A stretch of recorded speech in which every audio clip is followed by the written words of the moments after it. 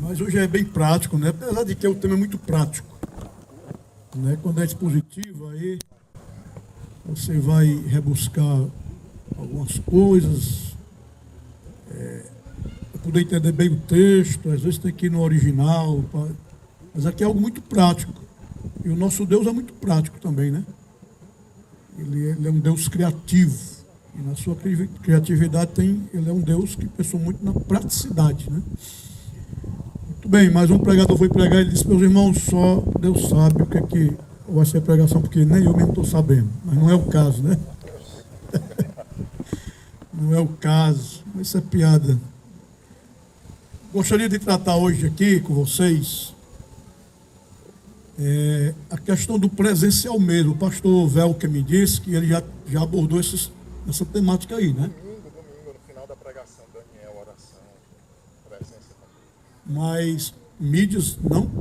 Não, eu acho que está com 2 anos, eu trabalhei há 2 ou 3.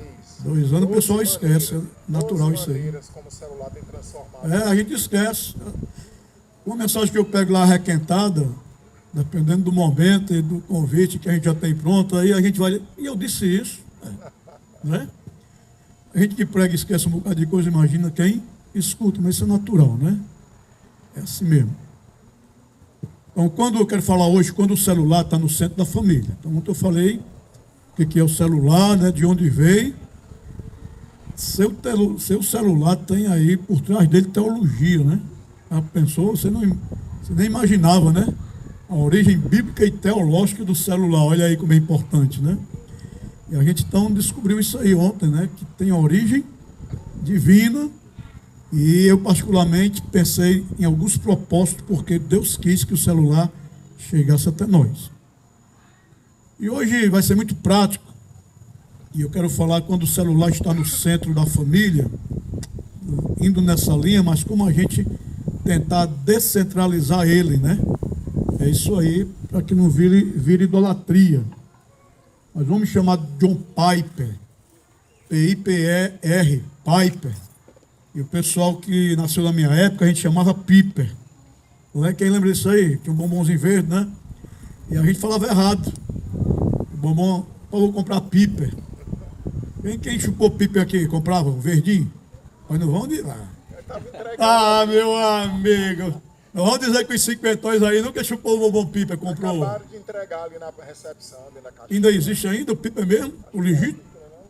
Tudo de chupar aí, rapaz. A maioria comprou. Não estão querendo se entregar a idade. Aí a gente, vou comprar Piper, não é Piper, era Piper, né? Eu estou aqui.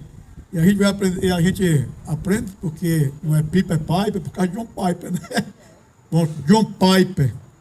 Se fosse naquela época, a gente ia chamar John Piper, né? Muito bem. Então, sabe o que ele diz? Ele diz alguma coisa e dentro da argumentação dele aqui, eu coloquei algumas palavras aqui, minhas, aí depois continuo no que ele diz, tá bom? Quando eu chegar na palavra trabalho, aí você vai ver só uma pequena observação minha. Então vamos lá aqui.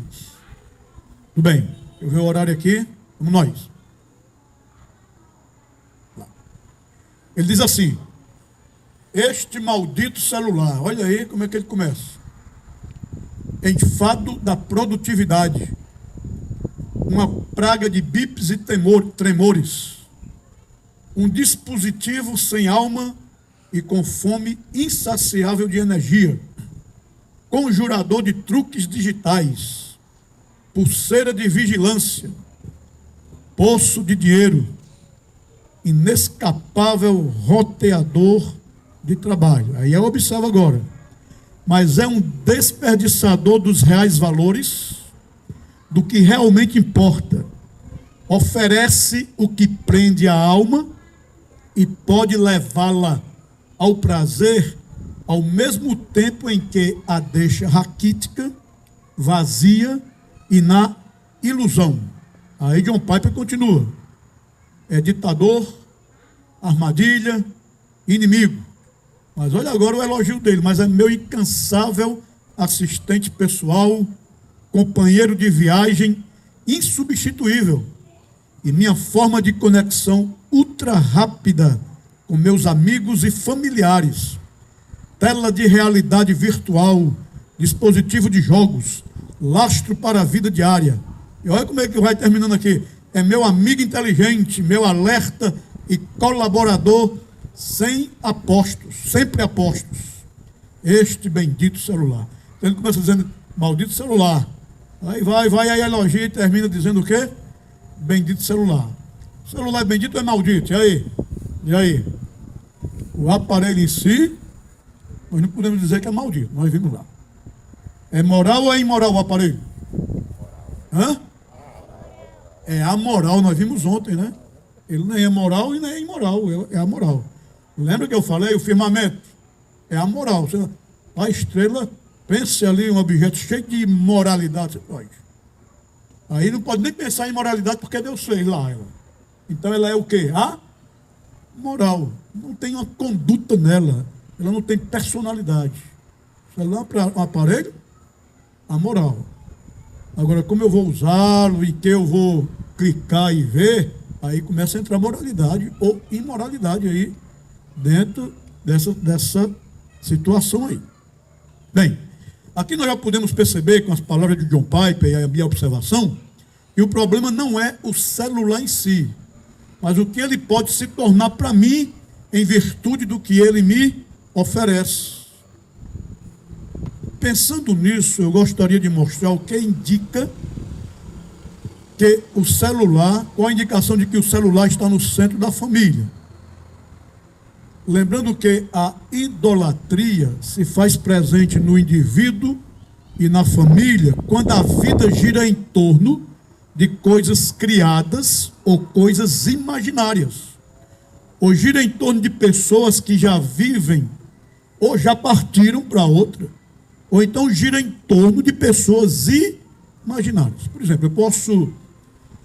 os deuses gregos, por exemplo, eles visualizavam ou imaginavam um ser que tinha braços, não sei o quê, uma medusa com cabelo de cobra, não sei o quê, de repente virava ali um ser imaginário que tinha personalidade e a gente vai adorar.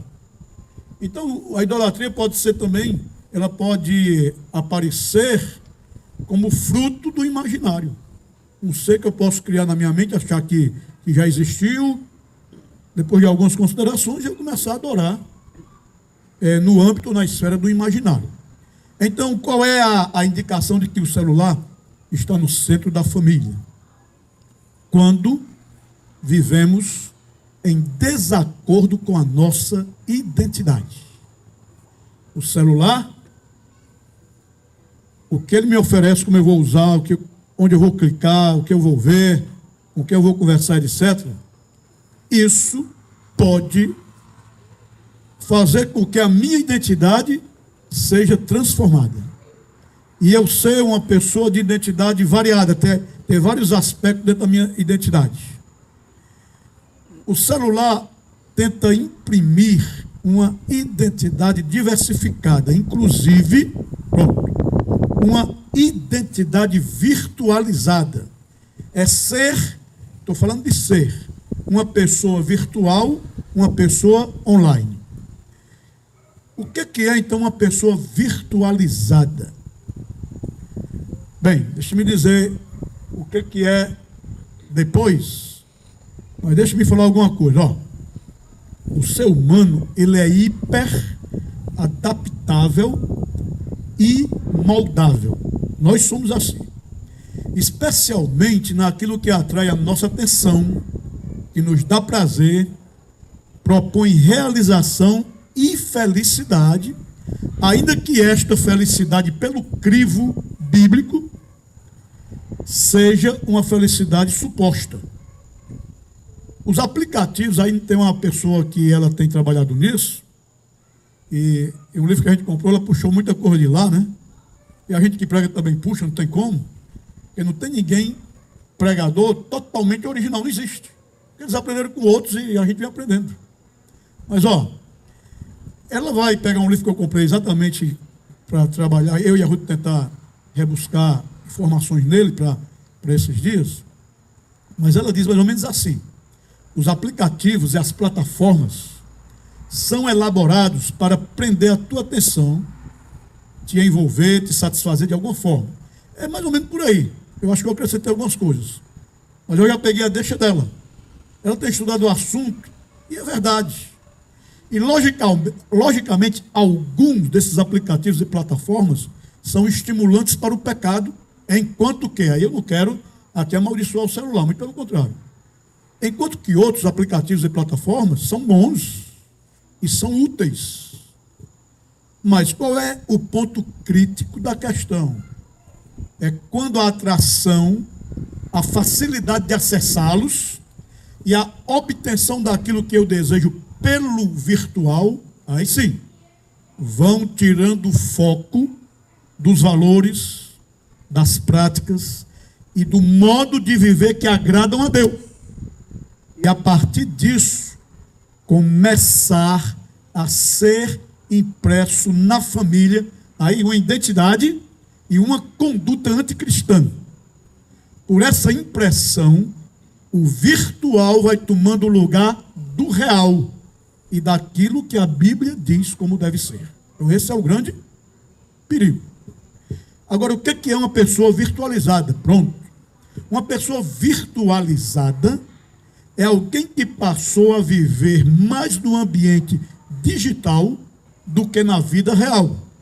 Isso emocionalmente, socialmente e até espiritualmente. E até vendo coisas que agradam a Deus. Uma pessoa virtualizada, então, é quando a identidade, os relacionamentos, as emoções e o valor pessoal começam a ser moldados principalmente pelas telas, redes sociais e o mundo virtual. Não significa apenas usar a tecnologia. Nós vimos ontem de onde ela veio, né? E o que é.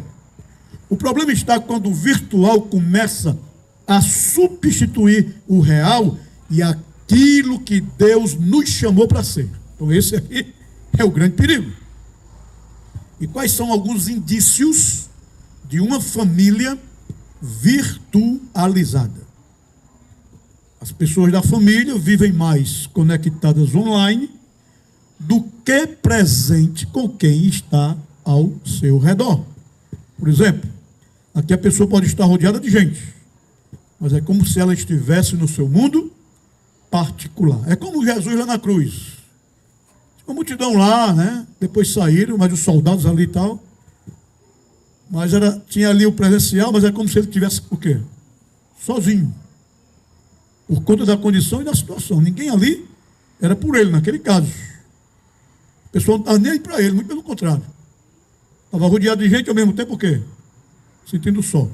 E aí ele sentiu a solidão do Pai, né? Não é que Deus é virtualizado, até ele vai dizer, Deus meu, por que me desamparaste? É a solidão com desamparo. Agora, as pessoas então podem estar rodeadas de gente, mas é como se ela estivesse sozinha no seu mundo particular, presente fisicamente, mas ausente emocionalmente. Prefere interações virtuais a relacionamentos reais. E essa realidade tem entrado nos lares e nas famílias que se dizem cristãs. Tem entrado nos lares e aumentado até a solidão nos componentes da família.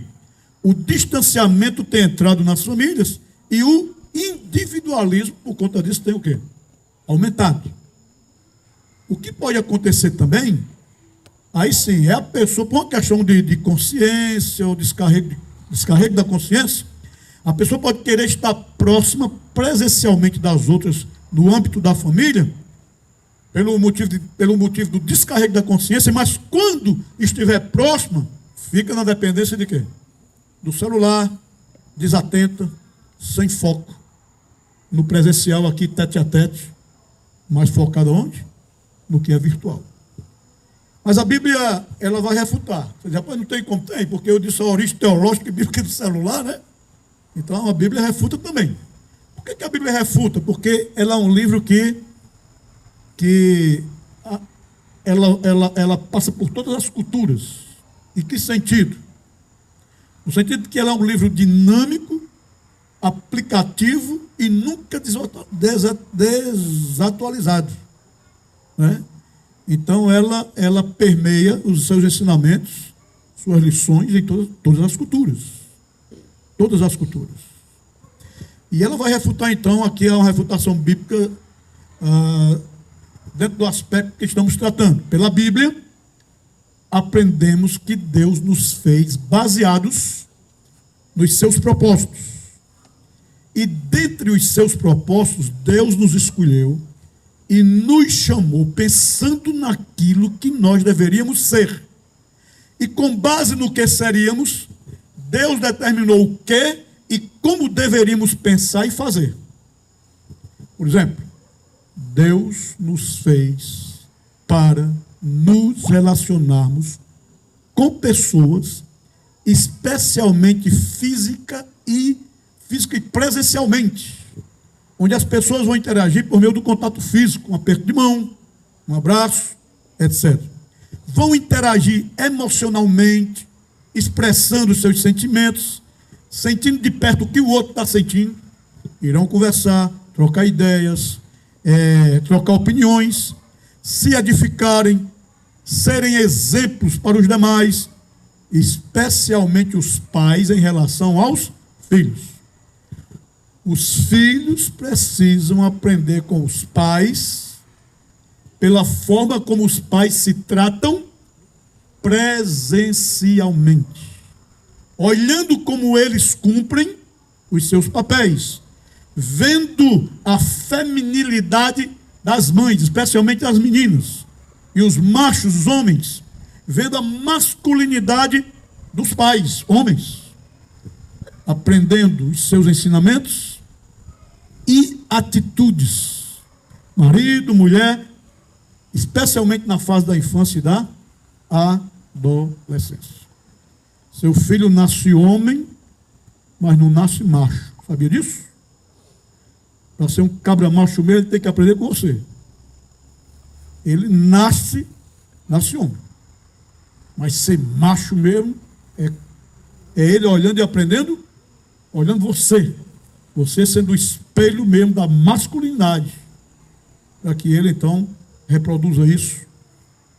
Depois, especialmente quando ele tiver filhos. Eu lembro que quando ele tinha, eu acho que era 3 anos de idade, aí eu fazia assim, ó, macho. Por que eu fazia isso? Para ele não ser gay. É para ser o quê? Macho. Né? Não dá com a mão aberta, não com a mão fechada e não com a mão aberta. Não? Aí eu fazia. Macho. Muito bem. Deus não nos fez para sermos virtualizados. Gênesis 2, 20 e 22. Vamos lá então? Gênesis capítulo 2, 20 e 22.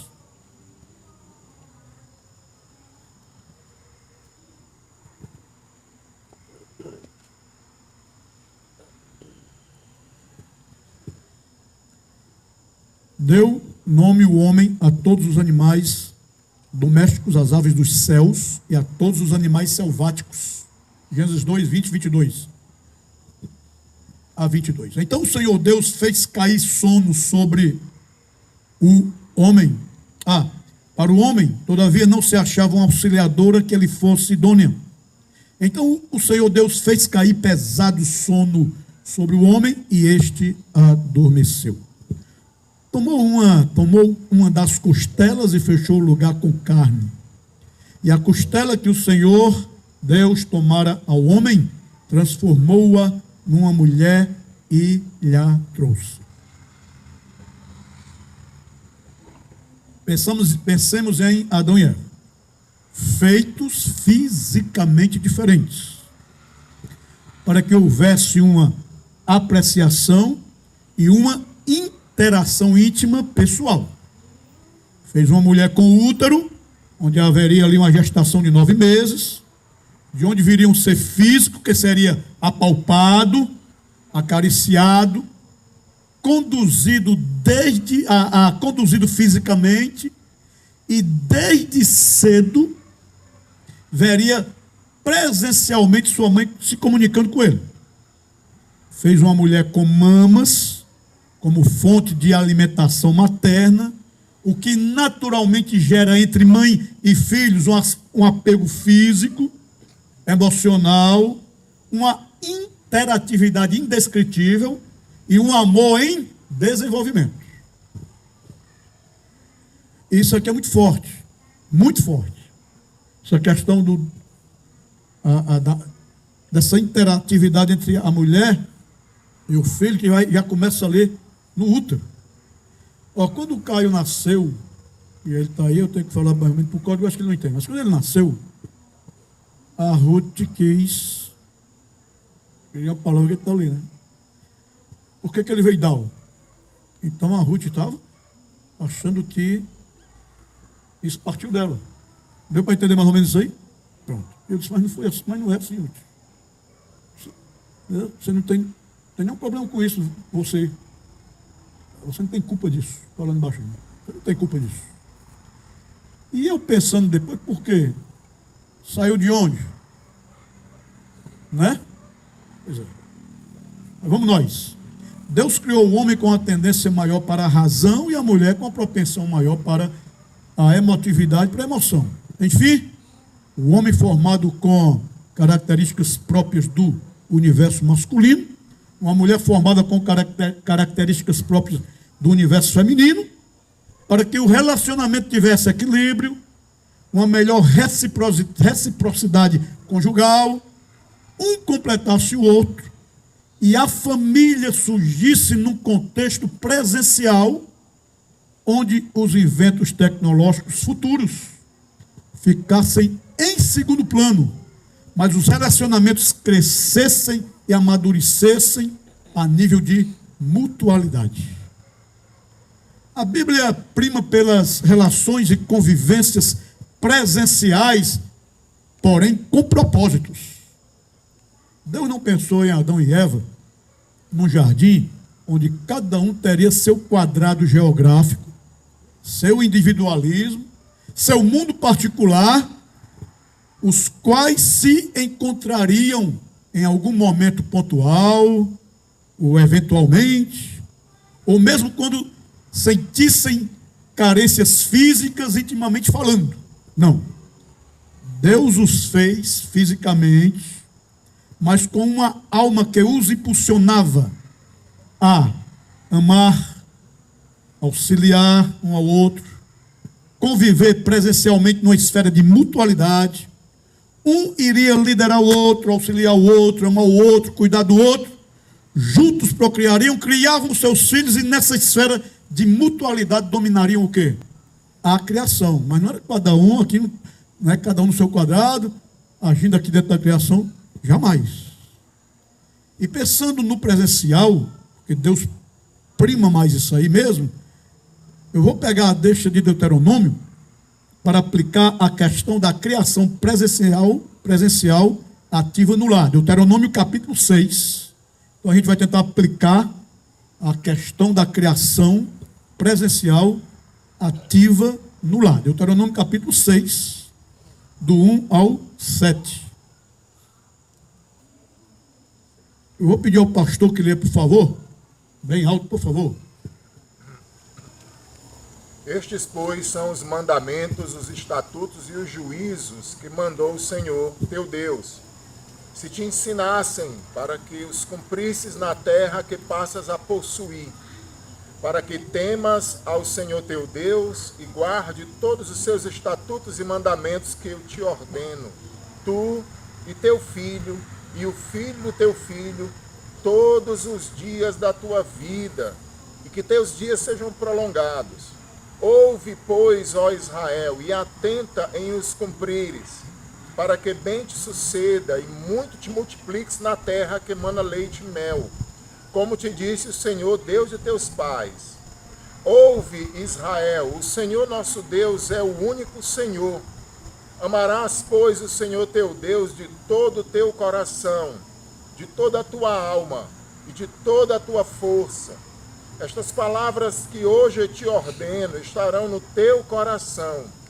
Tu as inculcarás a teus filhos, e delas falarás, assentado em tua casa e andando pelo caminho, e ao deitar-te e ao levantar-te. Obrigado. Esses são os estatutos, né, do Senhor. E aí está tendo um reprise do que faz parte da aliança. Aqui nós estamos tratando de outra geração. Lembra que a primeira não ia entrar na terra. E já morreu muita gente. Agora estamos aqui com a nova geração, prestes a atravessar o rio e entrar, então, na terra prometida. Mas para isso, essa geração precisava ser relembrado o saber, o que Moisés já havia dito antes para uma geração anterior. O texto nos ensina a trabalharmos a vida dos nossos filhos contra a amnésia espiritual, imprimindo nele aquilo que o Senhor quer, a fim de que nossos filhos amem ao Senhor. Eles precisam urgentemente amar ao Senhor. E o amor se manifesta através da devoção à palavra dele. E isso estende-se então à instrução formal e instrução informal. Instrução espontânea, planejada, talvez simbólica, constante em relação aos nossos filhos nos caminhos do Senhor. O contexto então de Deuteronômio faz parte da renovação da aliança que está sendo feita com uma nova geração, depois de 40 anos de andança no deserto, desde a saída dos judeus lá do Egito. A maioria desse povo, então, no tempo de Deuteronômio aí, não se lembrava mais do Sinai, nem dos 10 mandamentos, entregues ao povo de Deus, a primeira geração, e muito menos do acordo que Deus fez entre ele e o seu povo. O livro de Deuteronômio é uma série, digamos assim, de sermões, entre aspas, feitos por Moisés, a fim de preparar a nova geração para entrar na terra prometida, onde essa geração iria enfrentar desafios da conquista e da habitação de Canaã. Entre os desafios está o cuidado para que eles não fossem influenciados pelos povos pagãos. O livro ele segue, é interessante, a forma de alguns tratados da antiguidade. É que o rei firmava uma aliança com o seu povo, uma aliança mútua aqui. Esses tratados então continham descrições dos feitos do rei para com o seu povo, as expectativas, as exigências expostas, as bênçãos e a maldição pela desobediência. Deuteronômio, então, inclui tudo isso, pois quem é o grande rei? Deus é o grande rei e Israel é o seu povo. Mais um elemento contido nesse tratado aqui foi, sabe o quê? Uma provisão para a continuidade da aliança de geração a geração. E é exatamente isso que a gente vai encontrar aqui em Deuteronômio 6. Deus prepara seu povo para que a transmissão da fé fosse repassada aos filhos e aos filhos dos filhos, filhos dos filhos. Nessa transmissão da verdadeira fé, os pais são os principais responsáveis. Segundo David Merck é um escritor e pregador, e ele foca muito na família. Ele disse que alguém observou o seguinte: nossa fé está a uma geração de extinção. Não sei se eu diria, eu tenho coragem de dizer isso, mas a ideia dele é isso aí. Se eu não passar a fé cristã à geração que vem, ela vai morrer, pelo menos essa é a ideia. Agora, ele disse: nós, como pais, se nós, como igreja, não entregarmos o bastão da fé para a próxima geração, o cristianismo entraria em extinção. Pelo menos na lógica humana, né? Mas Deus tem uns planos, o Apocalipse tem que se cumprir. Eu acho que ele foi bem ousado aqui, tudo bem. Nesse contexto de Deuteronômio 6, vemos uma correlação entre o amor de Deus, ou o amor por Deus, e a obediência aos seus mandamentos. O que eu quero dizer aqui com isso é que não adianta você dizer eu amo a Deus, mas não guarda os seus mandamentos. Se você ama a Deus, consequentemente, você vai guardar o quê? Os seus mandamentos. Se você não ama os mandamentos, se você não guarda os mandamentos de Deus, é porque você, então, não ama a Deus. Eu não estou falando em perfeição. Não é isso. Esses mandamentos, então, deveriam estar primeiramente aonde? No coração dos pais, para que em seguida eles inculcassem no coração dos seus filhos, e os filhos inculcassem no coração dos seus futuros filhos. Então, nesse repasse de fé, ou da fé, com base na aliança entre Deus e o seu povo, estava envolvido aqui um caso de vida ou morte, por conta das bênçãos e das maldições, como consequência do cumprimento ou descumprimento dos mandamentos divinos contidos na aliança. Então, Deuteronômio capítulo 4 e 1 diz assim: agora, pois, ó Israel, ouve os estatutos e os juízos que eu vos ensino, para cumprirdes, para que vivais, e entreis e possuais a terra que o Senhor, Deus de vossos pais, vos dá. Para que a nova geração amasse a Deus, vivesse os seus mandamentos, reproduzisse isso na vida dos seus filhos, e deles fosse repassado para os netos ou os filhos dos filhos, e consequentemente fossem bem-sucedidos. Qual é a chave aí? Ouve, ó Israel, o Senhor nosso Deus é o quê? O único Senhor. Pronto, aqui é a chave. O que Israel então deveria ouvir e obedecer, dentre outros? Deuteronômio 6, 14, 13 e 14. O Senhor teu Deus temerás, a Ele servirás, pelo seu nome jurarás. Idolatria, não seguirás outros deuses, nenhum dos deuses dos povos que houver à roda de ti. Para que os filhos, então, não sigam o que o mundo idolatra, inclusive o celular e aquilo que o celular propõe, os pais crentes não devem ter uma vida virtualizada. Pelo contrário, eles têm que primar pelo domínio próprio quando estiver diante do celular. Porque até a Bíblia diz assim, ó, pessoal, vamos remir o tempo, porque os dias são o quê? São maus.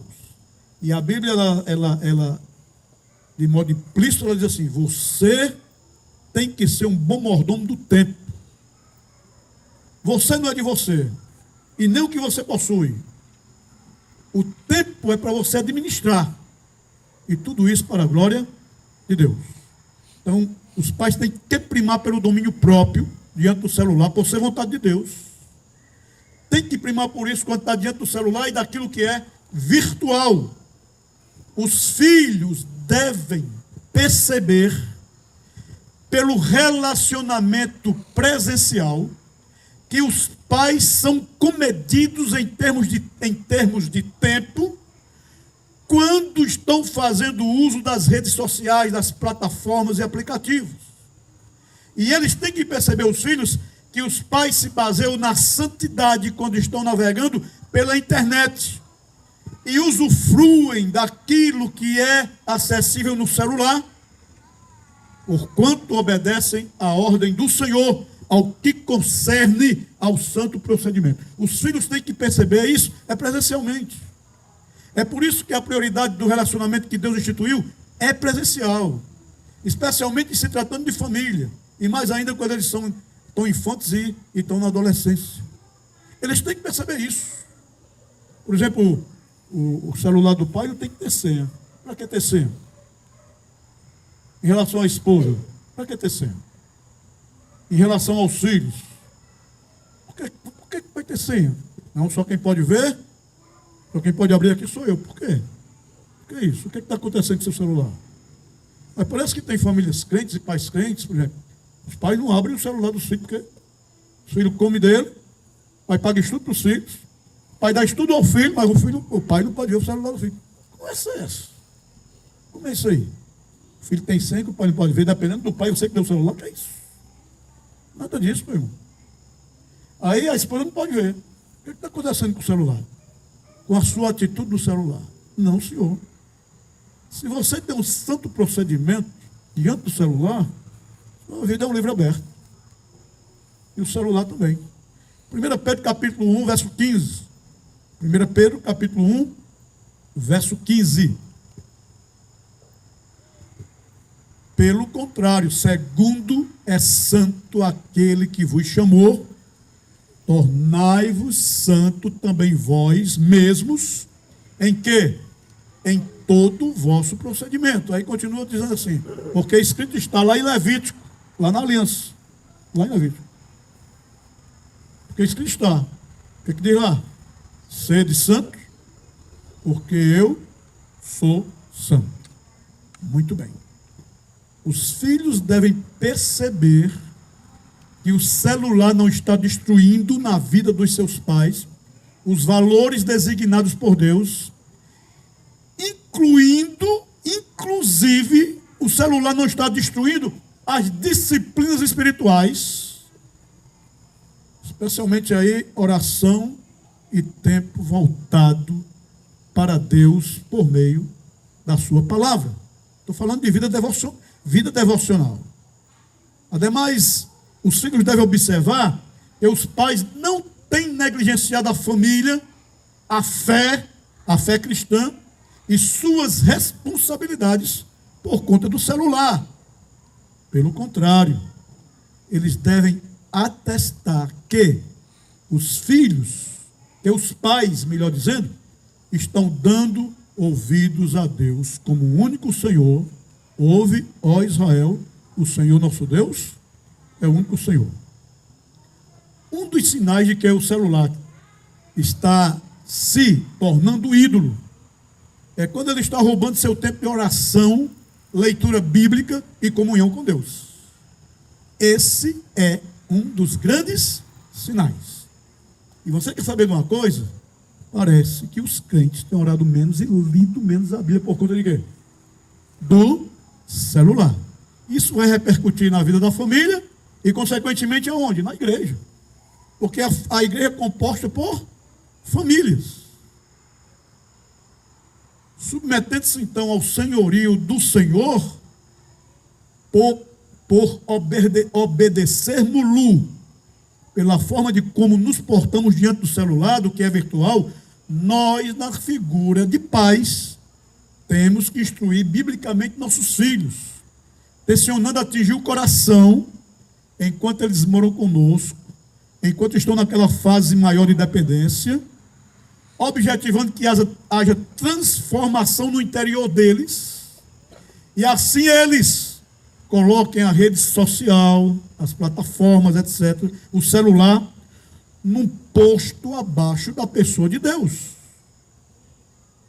Do contrário, eles serão estimulados a amarem o celular, o que o celular propõe, vão desobedecer os mandos de Deus e paulatinamente serão moldados por aquilo que eles veem e ouvem no celular, moldados pelos seus relacionamentos, e de repente eles podem estar longe de Deus, desviados dos caminhos do Senhor.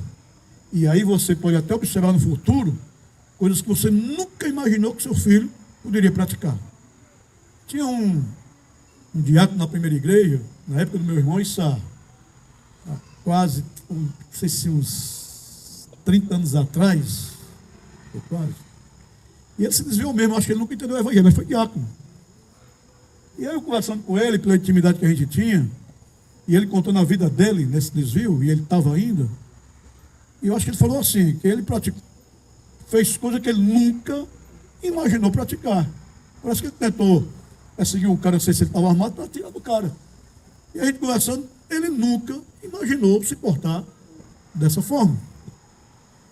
Portanto, os pais são obrigados a não só ensinarem pelo exemplo, mas também pela instrução baseada na palavra de Deus. Deuteronômio 6, do 6 ao 7, veja o que diz. Estas palavras que hoje te ordeno, estarão no teu coração. Tu as inculcarás. Inculcar, e aqui entra o âmbito do coração. Porque mente e o interior tem a ver com o coração. Né? O coração, aqui no Brasil, não é como o judeu pensava. O coração envolve mente, lá, né? Mente, biblicamente, mente, emoção, vontade, né? Intelecto, e por aí vai, é por aí. O coração, né? É a parte central, né? Faz parte do homem interior mesmo. E aí é inculcar, né? No coração, tu inculcarás a teu filho, e delas falarás assentado em tua casa, andando pelo caminho, ao deitar-te e ao levantar-te. A instrução ensinada na família, ela pode ser formal, certo? Muito bem. E aí a gente tem que ter cuidado nessa instrução formal, a não tornar, no momento de instrução, o clima chato, pesaroso. Por exemplo, deixa eu dar aqui, o meu pai ele tinha boa intenção, mas estragava tudo. Ele queria ensinar a Bíblia a nós. Tinha até um livro chamado, rapaz, eu não lembro, porque eu acho que o trauma foi tão grande da minha irmã, ainda hoje quando ela fala é com o trauma do livro. E meu irmão disse ultimamente, é um livro bom, mas pergunta se ela vai comprar um livro desse. Não vai. Eu esqueci, leituras diárias, não sei se ainda tem aí. Tinha a Bíblia assim na capa, né? Ela tinha, eu acho, parte rosa. Aí leitura, eu acho que era leitura devocionais diárias, coisa assim. Rapaz, nenhum de nós, a família tem. Por exemplo, rapaz, o que é que tinha de pecado? Isso nenhum. Mas sabe o que acontecia? Aí e o papai foi militar, nada contra o militarismo, né? Olha aí, Samuel. Então o militar ele tem pulso, né? Tem autoridade, né? Treina para isso. O papai tinha isso aí, né? Aí tinha hora que quando ele reclamava assim, nós de 50, acho que a mamãe dizia, ó, o Lira foi soldado, né? Aí eu não posso falar jamais, meu pai foi policial, né? Grande honra, né? Nossa, o papai foi policial. Mas era o seguinte, tinha que ser do jeito dele. Então, ele fazia o café, quando não ele, tinha uma escala para fazer o café e colocar a mesa. Como eu fui o menor, não peguei. Os outros, aí os meus irmãos mais velhos pegaram. Pronto, preparava tudo, colocava a mesa, mas ele tinha que tomar banho. Tomar banho. Aí quando saía, depois do banho, não sei que hora, mas ele tomava um banho. Aí, estava lá, e a gente fazia o defunção. Aí o café estava esfriando, o leite esfriava, o cuscuz também ia ficar, a gente comia muito cuscuz na época, não tinha muito dinheiro, né? Cuscuz esfriando tudo, porque aí tinha que ter a leitura devocional no livro. Aí ele ia ler, ele era um muito paciente. E para terminar a oração depois disso? A gente pequeno, o café esfriando lá, e primeira alimentação do dia. Nenhum de nós tem um livro devocional de leitura diária. Esse aí não. Você vai na minha estante, tem um bocado, mas esse aí não está lá. Mas os meus irmãos têm trauma, pelo menos a minha irmã tem trauma nisso aí. A boa intenção do velho, muito boa, ensinar a palavra de Deus. Mas a forma era muito pesarosa, a gente pequeno lá. E a oração dele era um sermão, não tinha fim não. Aí como é que a gente vai gostar do devocional desse, meu irmão? Mas aí você tem que saber ensinar, seja criativo, dependendo da idade do seu filho, tá certo? A instrução pode ser informal, de lá andando pelo caminho e tal, é uma instrução na informalidade. Falarás assentado em tua casa, ou andando pelo caminho e tal, e por aí vai, é informal. Nas refeições, assistindo um filme, no passeio, na ida para a escola, trazendo para a igreja, você pode instruir informalmente pela palavra de Deus. Instruir os filhos pelos ensinos literais e princípios essenciais aí, porque a tendência é que eles sejam moldados por aquilo que eles admiram, se apegam, amam e adoram. Então a gente tem que levar eles a amarem a palavra de Deus, mas não adorarem no sentido da adoração a palavra de Deus. Aí não. Por quê? Porque é idolatria. Mas adorarem a quem? Aí sim, ao dono da palavra. Amar a palavra para que eles adorem e glorifiquem a quem? Aí, o dono da palavra. Se a gente não fizer isso, eles vão se apegar idolatricamente ao celular e vão ser direcionados por ele. Daí, a validação das redes sociais se tornarão mais importante do que agradar a Deus. E o conteúdo consumido vai começar a moldar mais os corações dos seus filhos do que a própria o quê? Palavra de Deus. Salmo 115, olha lá. Tem um livro aí que você puder. Aí é um livro que eu acho que é mais para quem. Mas vale a pena você ter, mais para quem estudou no seminário, porque o cara vai falar, acho que assim, de forma mais teológica, você é aquilo que adora. G. Cabale, tem? Pronto. Esse livro ele é espetacular, né? G. Cabale, ele diz assim, você é aquilo que adora. Uma teologia, mais ou menos assim, bíblica da idolatria. Olha lá, G. Cabale. E aí, você é aquilo que adora. Por exemplo, se o seu ídolo for o dinheiro, é um ídolo material, né? Dinheiro não tem o quê? Sentimento.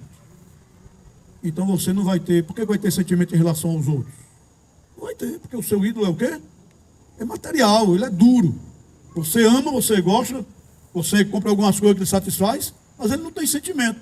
Como é que você vai ter sentimento para distribuir seu ídolo com o outro? Para ajudar o outro? Para ter misericórdia do outro? Não, porque seu ídolo não tem sentimento. Seu ídolo não transmite amor. Mas você tem amor por ele. É seco. Ele é duro, não tem sentimento. Então você é o quê? É aquilo que adora. Vamos nós então. Salmo 115, do 4 ao 7 aqui. Salmo 115, 4 a 7. Eu não vou até o final, estou vendo aqui, não tem problema. Vamos lá. Prata e ouro são o quê? Os ídolos deles. Obra das mãos de homens. Veja lá. Tem boca e não falam. Tem olhos e não veem. Tem ouvidos e não ouvem. Tem nariz e não cheiram.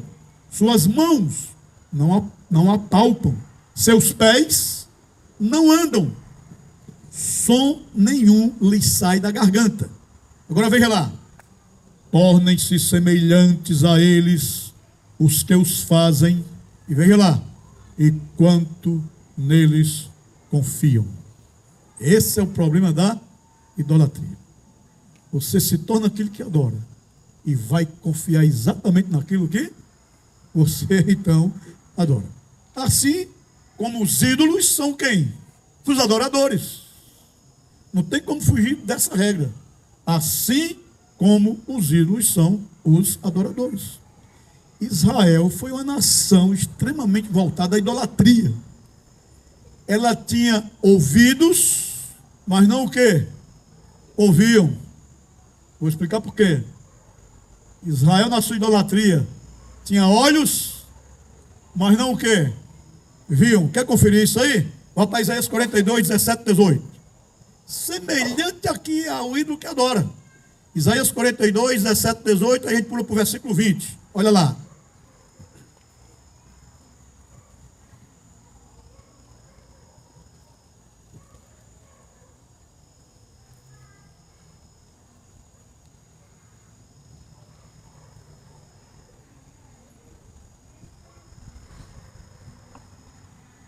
Tornarão atrás e confundir-se-ão de vergonha os que confiam em imagens de escultura e as imagens de fundição dizem: vós sois nossos deuses. 18. Surdos, olha aí, ouvi. Vós cegos, olhai para que possais ver. 20. Tu vês muitas coisas, mas não as observas. Ainda que tens os ouvidos abertos, não o quê? Não ouves. Como é que pode ser isso aí? Muito bem. J. Cabale, descrevendo a teologia bíblica da idolatria no seu livro Você é Aquilo que Adora, ao ver a idolatria em Israel no contexto mais amplo e central em Israel, ele comenta mais especificamente, pensando nisso aí, ele vai comentar aí especificamente ao se deter em Isaías 44, 9 e 18. E assim, como Isaías 44, 9 afirma, né? Olha lá, só confere aí, Isaías 44, 9. Ele descrevendo então, num contexto mais amplo da idolatria ali em Israel, e central em Israel, ele vai comentar mais especificamente aí em Isaías 49, 9, olha lá, e depois 18.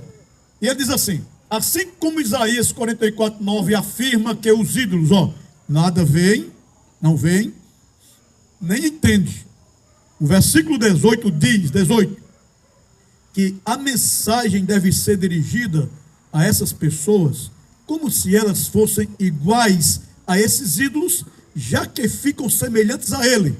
18, né? Nada sabe, nem entende. E a pergunta é: quem não sabe nada? Os idólatras. Por que nada sabe nem entende? Porque seus olhos, aí no versículo, né, foram fechados para que não vejam, e o coração para que não entendam. E ele diz assim: descobrimos aqui que os adoradores de ídolos não têm olhos espirituais, por isso que eles olham, mas não veem. Embora tenham olhos físicos, mas não veem. E ele diz assim: embora tenham ouvidos físicos, não ouvem o quê? Espiritualmente. E aí eu posso dizer, tem mente e não entende. E o mesmo J. Cabala, ele diz o seguinte, ele mostra o princípio da idolatria da seguinte forma, olha lá: se adoramos os ídolos, seremos semelhantes a ele, e essa semelhança nos arruinará. Deu para entender isso? O celular está acabando com a geração aí, não está? Tem gente até se matando por conta do celular. Ontem eu dei um exemplo de uma pessoa que eu acompanhei, 17 anos de idade. E dentro lá, eu acho, do desafio lá, talvez era um desafio, ela ia fazer alguma coisa lá para deixar o pai entorpecido, e aí vinha uma turma aí, não sei de onde, para entrar na casa, e não sei o que ia acontecer lá. Não sei. E esse cara tem um bocado de dinheiro. Entendeu? Tem um bocado de dinheiro. Eu estou falando de dinheiro físico.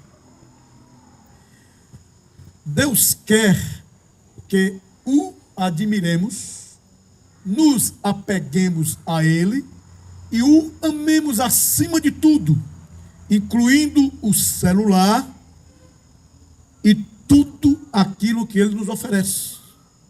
E por que Deus quer isso? Sabe por quê? Porque é direito dele. Ele é Deus. Ele é Senhor. Ouve, ó Israel, o Senhor nosso Deus é o quê? É o único Senhor. Deus é egoísta? É direito dele. Por exemplo, pastor ama sua esposa. Aí alguém olha o carinho dele por ele e diz: rapaz, pastor é muito egoísta. Porque só ele quer passar a mão nos cabelos da esposa. Só ele pega carinhosamente na orelha da esposa. Não, rapaz, a mulher dele. É direito dele. Não é não? Eu dou um cheiro na minha veia dos olhos verdes. Ô, rapaz, coisa melhor do mundo. É direito meu. E não é para qualquer um estar cheirando minha veia, não. Aí, pastor é muito egoísta. Quem foi que disse isso? A veia é minha, meu amigo. Deus me deu. É direito de quem? É meu. Tem egoísmo nisso? Jamais, né? Foi com Deus da mesma forma. É direito dele. Ele é Deus. Ele é Senhor. E sabe o que ele diz? Amarás, pois, o Senhor teu Deus de todo o teu coração, de toda a tua alma e de toda a tua força. E Deus não quer apenas isso. Ele quer que nós sejamos iguais a Ele, a nível de atributo compartilhável. Por exemplo, a nível de santidade. Porque escrito está. E aí Deus não é egoísta nadinho, né? Porque se Ele fosse, Ele queria santidade só para Ele. Ser de santo é o privilégio e a graça. Porque eu sou o quê? Sou santo. Isso é graça. É um privilégio. Adão e Eva foram burros demais ali. Porque chega a serpente e diz assim, ó: rapaz, tudo está errado aí. Não, como aí da fruta, porque vocês serão o quê?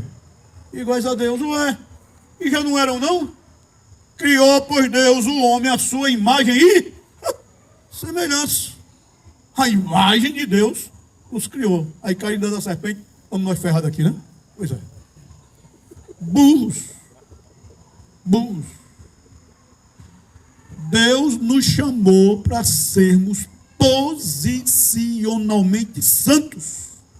Eu estou falando posicionalmente santos, porque com base no posicionalmente santos, nós somos obrigados a sermos progressivamente santos. Sede santos, porque eu sou o quê? Santos.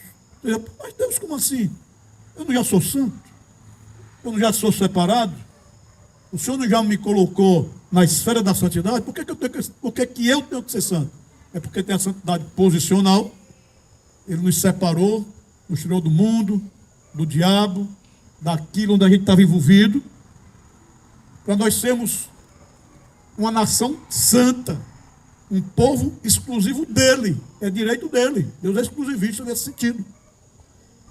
E por nós sermos posicionalmente santos, nós somos obrigados a sermos o quê? progressivamente santos. Andar em santidade diária a nível de conduta, a nível de comportamento. A Bíblia diz lá em Efésios 1 e 4 que ele nos escolheu antes da fundação do mundo para sermos o quê? Santos e irrepreensíveis. Então, diante do celular, nós temos que nos portarmos em santidade. E como servos do Senhor, ouve a Israel. O Senhor nosso Deus é o único Senhor. Especialmente homens, pais, cabeça de família. Tem que andar em santidade. E viver debaixo do senhorio de Cristo. Viver ali diante do celular em servitude. Servilismo. Agora deixa eu dizer uma coisa aqui que eu pensei hoje e terminei colocando. Ó, não articule o termo servo, não articule o termo servo apenas com ações que exigem um maior esforço ou um menor esforço, ou então a serviço prestado. Porque isso aqui é muito psicológico, é como a gente é criado na nossa cultura. Por exemplo, vamos para o contexto de igreja. Vamos para o Samuel, vou pedir a liberdade aqui. Samuel é um servo. Que sentido? Olha, serviço, servo ligado a serviço. Porque ele presta serviço ao governo. Então, na nossa cultura tem muita coisa, esse termo ligado a serviço, né? Serviço. Servo porque faz serviço. Pronto. E a gente tem que ter cuidado porque isso está muito no nosso psicológico e a gente traz para a igreja. Ah, eu sou um servo do Senhor porque eu dirijo o culto, porque eu toco, porque eu prego, sou professor, eu evangelizo, eu assumo o cargo e por aí vai. Temos que ter o cuidado porque a gente foi criado nesse contexto, com o conceito de servir ligado a serviços. Ah, eu fui fazer um serviço. Eu sou um prestador de serviço. Ser servo do Senhor envolve não apenas serviço, preste atenção, esforço, mas implica em você estar no local sem fazer nada. Implica em você estar no local sem fazer nada e mesmo assim estar servindo a quem? Ao Senhor. Por exemplo, estou lá na minha rede, oração debaixo do árvore, celularzinho na mão. O que é que eu estou vendo? O que é que eu estou pensando? Como é que eu estou manuseando? Tenho que viver aqui em santidade, porque eu sou servo de quem? Do Senhor. E Ele diz para eu obedecer Ele em santidade. Serviço, aliás, tem tudo a ver com servo. Sem fazer nada, esforço nenhum. Então, estou ouvindo aqui no celular música. Mas como eu sou servo do Senhor, eu posso ouvir qualquer música aqui. Essa música aqui não pode me levar a pensar no que é indevido.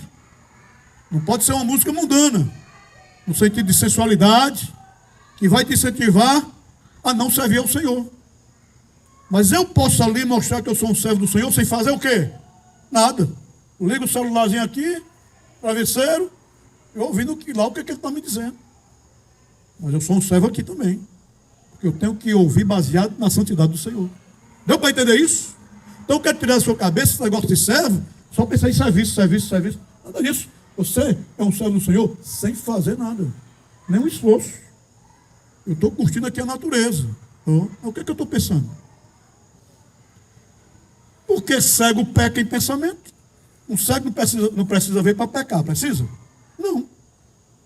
Mas se é um cego crente, ele não vai ver, mas vai tentar evitar o pecado. Aonde? No seu pensamento. Mesmo que ele não esteja fazendo nada, porque ele é o quê? Um servo do Senhor. E servo do Senhor tem que obedecer a Ele em santidade. Eu estou no celular, agora a nível de entretenimento. Eu vou brincar aqui. Mas você está brincando com o aplicativo. Esse aplicativo te estimula em quê? Ele quer te moldar para quê? Então tem que ser um aplicativo que agrada ao Senhor.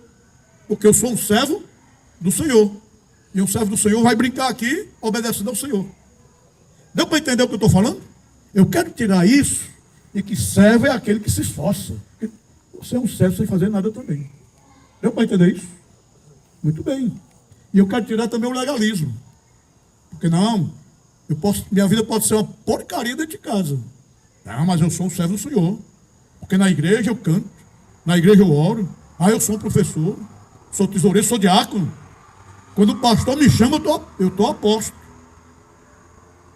Não é bem assim que a Bíblia diz. Se Deus te escolheu para você estar no status de servo do Senhor, então viva como servo do Senhor. Eu vou terminar por aqui. Aí eu queria uma assembleia lá atrás para dizer o quê? Oh, glória, né? Muito bem.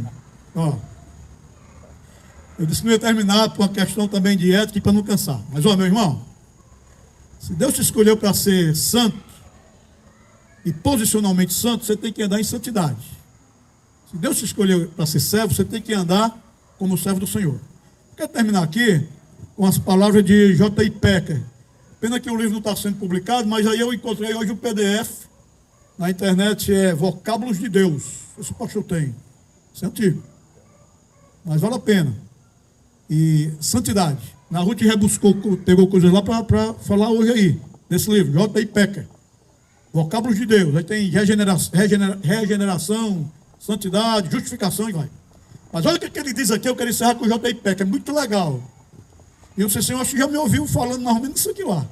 E aqui é lá quando eu lembro, dependendo da mensagem entra. Mas ó, ele diz assim: o Novo Testamento deixa claro que esse dom, santidade, tem dois aspectos.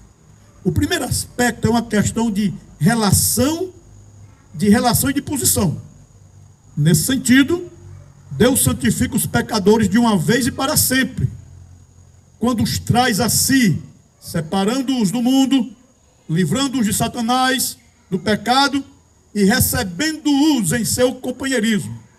Aí ele continua lá na frente, diz assim: o Novo Testamento não diz que os crentes devem viver vidas santas para serem santos. Sim? Sim ou não? Os crentes não devem viver vidas santas para serem santos. Sim ou não?